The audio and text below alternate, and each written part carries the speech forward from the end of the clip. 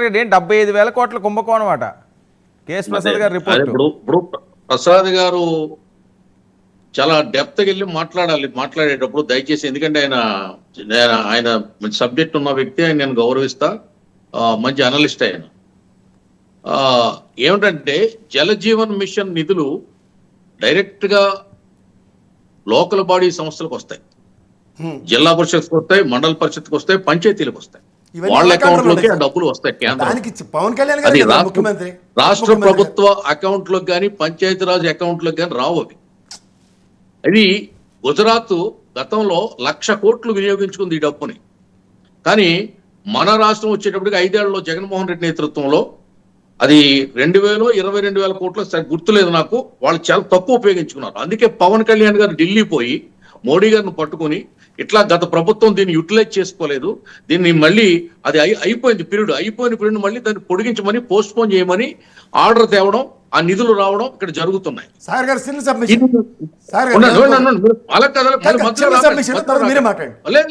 నేను ఒప్పుకోను, అలాగా నేను ఒప్పుకోను. మీరు మాట్లాడినప్పుడు నేను మాట్లాడలేదు, నేను డిస్టర్బ్ చేయలేదు కదా. సబ్జెక్ట్ చెప్పనివ్వకపోతే ఎట్లా కుదురుతుంది? ఇక పోతే మన్యంలో ఈవేళ డోలీలు వ్యవస్థ ఉందని మాట్లాడుతున్నా. అంటే ఇప్పుడు ఇంటర్ కనెక్షన్ రోడ్లు వస్తేనేమో జగన్మోహన్ రెడ్డి గారు కృషి అంటారు, మరి అప్పుడు డోలీలు వ్యవస్థ ఉందంటే ఎవరి వైఫల్యం అండి? ఎవరి వైఫల్యం? 5 ఏళ్ల వైఫల్యం మాదా? అంబులెన్స్ బదులు 2 వీలర్ చెప్పారని మీకే చెప్తున్నాను.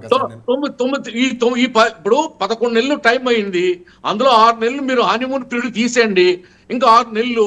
ఈ 6 నెలల్లో డోలీలు నా ఎస్టీలు అని గుండ్లు బాదుకున్నాడు కదా జగన్మోహన్ రెడ్డి.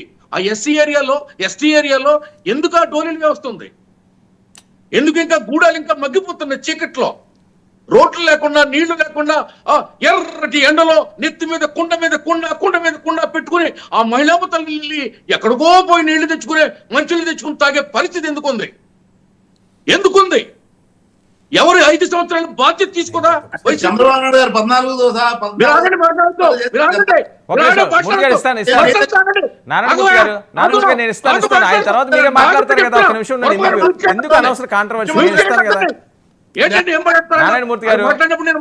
నారాయణమూర్తి గారు నేను ఇస్తాను, ఆయన మాట్లాడే నేను ఇస్తాను కదా. వెయిట్ ఎందుకు అనవసరం కాంట్రవర్సీ అనవసరం. నేను ఇస్తాను కదా, ఆయన అయిపోయి నేను ఇస్తాను, వెయిట్ చేయండి. నారాయణమూర్తి గారు ఆయన సింగిల్ ఫ్రేమ్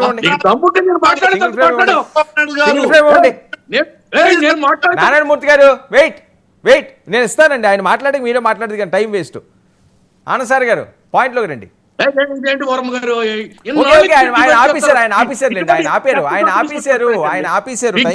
సంస్కారం లేదు, సభ్యత లేదు, అతను మాట్లాడాడు.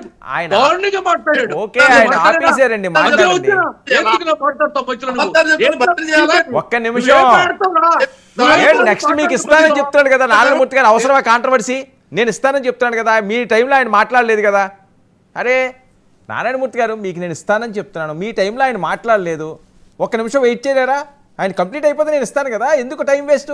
అరే మీరు చెప్పండి తర్వాత.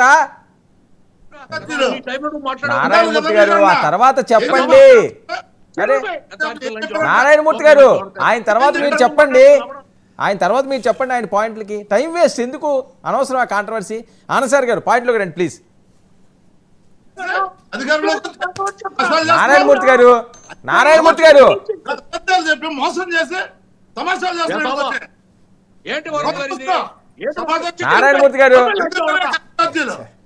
నారాయణమూర్తి గారు అనవసరం కదండి, ఎందుకు అనవసరం టైం వేస్ట్ కాంట్రవర్సీ?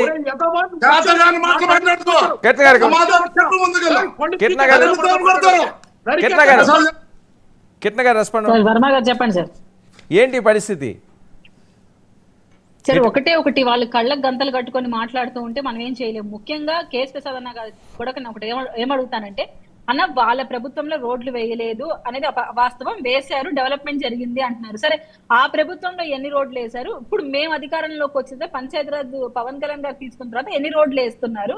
మారుమూల ప్రాంతాలకి ఎంత వెసులుబాటు కలిగిస్తున్నారు అనేది మీరు ఒకసారి ఓపెన్ గా ఆ లిస్ట్ తీస్తే తెలిసిపోతుంది కదా, ఎవరు ఎంత డెవలప్మెంట్ మీద కాన్సన్ట్రేట్ చేస్తున్నారు, పంచాయతీరాజ్ సెక్టార్ మీద పవన్ కళ్యాణ్ గారు ఎంత దృష్టి పెట్టారు, గతంలో కన్నా ఇప్పుడంత మెరుగైన రోడ్లు మా రిమోట్ ఏరియాస్ లో పడ్డాయి. నేను కాంట్రడిక్షన్ చేయట్లేదమ్మా, నీకు చిన్న సబ్మిషనే చెప్తున్నా. ఇప్పుడు గత ప్రభుత్వంలో లోకేష్ గారు అత్యధిక సిమెంట్ రోడ్లు వేశారని క్రెడిట్ తీసుకున్న దగ్గర నుంచి స్టాటిస్టిక్స్ ఎప్పుడు మనకు మారవు కదా. కాగ్ రిపోర్ట్లో చంద్రబాబు నాయుడు గారి ఆయనలో రోడ్లకు ఖర్చు పెట్టింది దగ్గర దగ్గర 28,634 కోట్లు. ఇదే చంద్రబాబు నాయుడు గారి గవర్నమెంట్ ఇది never end topic. Anand sir గారు ఓకే, ఇప్పుడు దాకా జరిగిన అంశాలు ఒకటి సరే, ఇది చూద్దాం ఫ్యూచర్ అవుతుంది కాదండి. ఆవులు చనిపోవడం ఏంటంటే మీరు చాలా భక్తి ఉంది, గోమాత అంటే హిందూ సమాజానికి ఎంత పూజిస్తారో వేరే తెలియని అవసరం లేదు. ఏంటి టీటీడీలో ఈ రగడ?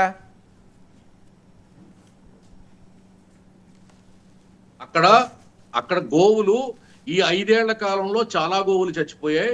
ప్రతి 4 నెలలకి 5 నెలలకి 40 ఆవులు చచ్చిపోతుంటాయి. ఎందుకంటే అవి డెలివరీ సమయంలో ఇబ్బంది పడి ఈన లేక ఆవును దూడ పెట్టలేక ప్రసవించలేక కొన్ని ఆవులు చచ్చిపోతున్నాయి. కొన్ని నేచురల్ గా ఏజ్ అయిపోయి ముసలివి అయిపోయి చచ్చిపోతున్నాయి ఆవులు. ఈ కరుణాకర్ రెడ్డి గారు ఈవేళ అక్కడ ఏం జరిగిందనేది మనకు తెలియదు, అక్కడికి పోలేదు, చూడలేదు, ఆయన దగ్గర ఎవిడెన్స్ లేదు, గాలి పోగేసి మాట్లాడుతున్నారు. ప్రభుత్వం మీద తిరుమల తిరుపతి దేవస్థానం మీద బురద జల్లడమే కార్యక్రమంగా పెట్టుకుని వీళ్ళు ఒక స్టోరీ అల్లుకుని ప్రజలు నమ్మిందని ట్రై చేస్తున్నారు. 2019